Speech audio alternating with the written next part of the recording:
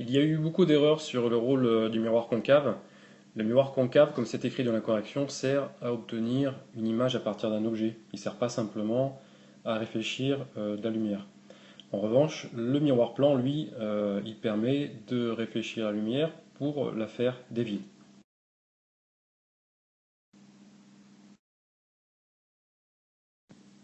Donc à la question 4, il fallait donc prolonger les rayons du faisceau, les rayons 1, 2 et 3. Donc ces trois rayons convergent au point B1.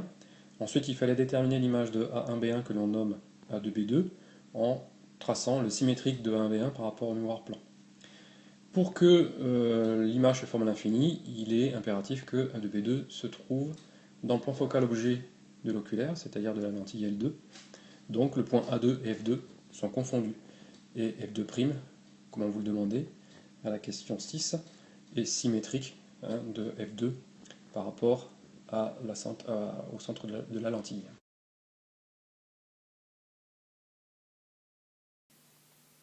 Donc dans cette question, personne n'a trouvé la bonne réponse.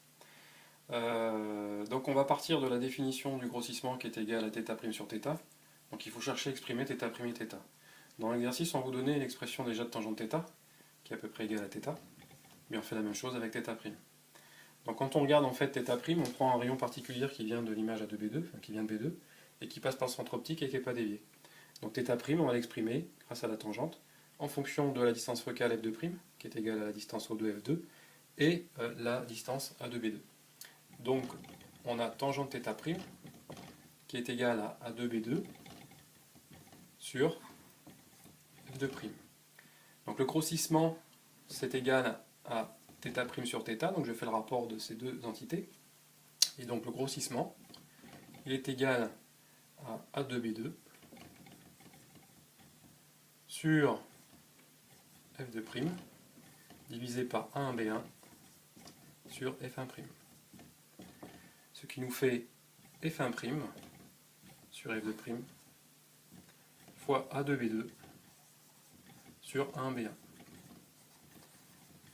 Et comme vous savez que le miroir plan il fait que dévier la lumière en fait, eh bien l'image, la taille de l'image A2B2 est égale à la taille de l'image A1B1, ce qui fait que ce terme-là est égal à 1. Autrement dit, le grossissement c'est F1' sur F2'.